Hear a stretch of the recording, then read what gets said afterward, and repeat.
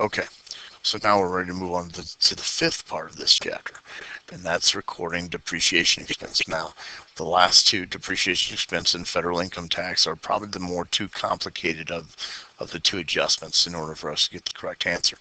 So what we're going to do is, before we even get started, we need to talk about depreciation expense and what it actually is and what it actually means. We're going to spend a whole, if we have time this year, we're going to spend a whole chapter talking about depreciation. So I don't want you to get too tangled up into it, but just get a kind of a survey view of what this actually is. I need you to think about depreciation as simply just this. Think about it as the loss in value of an asset. So what the heck does that mean? Well, you know as well as I do is when you buy a car, you drive it off a lot and you drive it for a year, and if you try to come back and sell it from this to the same dealership, it's not worth as much. So it loses some value over the year. Just like you have anything else. If you buy a shirt or you buy a pair of shoes and you use those shoes for a year and you try to go back and sell them, you're not going to get the same price as what they're worth. That's what we mean by depreciation. Okay, and depreciation expense is specifically the amount that it loses in 1 year. Let me say that again. The depreciation expense is the amount that it loses in 1 year. Again, if we have more time, we'll get into it later on. But when we talk about assets, okay, the assets depreciate in value. They're worth less and less from year to year. And there are two types of assets. There are current assets, assets that are used within 1 year, and we've been dealing a lot with those lately. Sometimes that is prepaid insurance, those are supplies, and goods like that. And then we have planned assets, things that are lasting for more than 1 year. And those are trucks and computers and tables and buildings and things like that. So we're going to depreciate planned assets.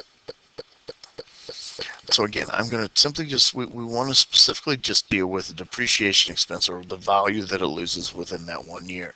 And so we'll come back and if we, like I said, if we have more time, we'll get more involved with depreciation in later chapters. Okay, so here's some things that you need to know when we deal with trying to figure out the adjustment for depreciation. How much did that item or that truck, let's just say truck, lose over 1 year? We need to first find out how much do we pay for it. So when we originally bought the truck, how much do we pay for it? So you need to know the original cost. You need to know what it's going to be worth when we decide to get rid of it. Now, who tells us when we're able to get rid of it? We do that. We say, okay, that truck doesn't run anymore, it's not any good anymore, so we get rid of it. But the government steps in, or the IRS steps in and says, you know what, you can only take that expense for so many years. Again, getting a little bit above the scope of what we need for right now, but the estimated salvage value is how much it's worth when we're ready to scrap it or get rid of it. The last thing then is the government steps in and says, how many years can we legally depreciate it for? So wouldn't it make sense if we have an expense negative to our business? So if I had $100, or if I had $100 computer and I could depreciate over 100 years, that would mean that it would depreciate $1 a year over those 100 years. Well, we know a computer is not going to last 100 years. We're lucky if it makes it 4 or 5 years. So the government steps in and says, you know what, you can't depreciate that for 100 years. You can only depreciate it for 5 years. Again, so the estimated useful life is given to us by the government. So we use those three things to help calculate what it's worth.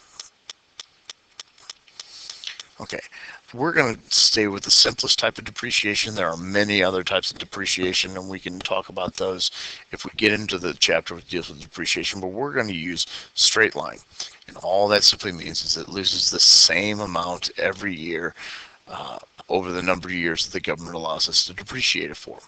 So straight line depreciation says that each year, if we figure out it loses $100 a year, then it's going to lose $100 a year every year until we can't use it anymore. And that's what straight line depreciation is. So let's do an example. Let's pretend we bought a display case for $1,250. And the estimated salvage value is worth $250. So we bought it brand new at $1,250.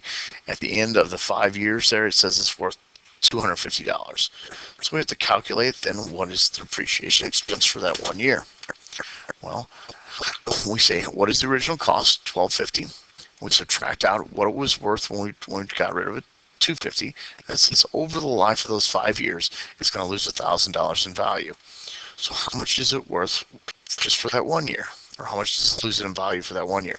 We take that $1,000 divided by the 5 years, and it says the annual depreciation, or if you remember what we said earlier, the depreciation expense for that asset for that 1 year is $200.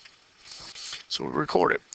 We go up there, or we go down to the bottom of the page. It says depreciation expense. And again, remember, expenses are increase on the debit side, decrease on the credit side. So we're going to increase our office equipment by $200. We're also going to increase our accumulated depreciation. Now, again, I don't want to get too involved with this, but accumulated depreciation means just like snow, it accumulates. So it's going to build on each other. So we're going to keep adding that together throughout the years that we have it for. And we'll come back to that again if we get into the depreciation chapter. But you need to know that the depreciation expense is going to increase for $200. That's debited. So we've got to credit the adjustment on the top of their depreciation expense for $200. The same thing can happen with store equipment. Okay, they've calculated $300 in depreciation expense, and they accumulated depreciation, or they added another $300 to the depreciation, accumulated depreciation for store equipment. Okay, so what I'm going to ask you to do is I'm going to ask you to go ahead and work on the fifth part, of this worksheet and do the adjustment for depreciation expense, and we'll come back to it later on.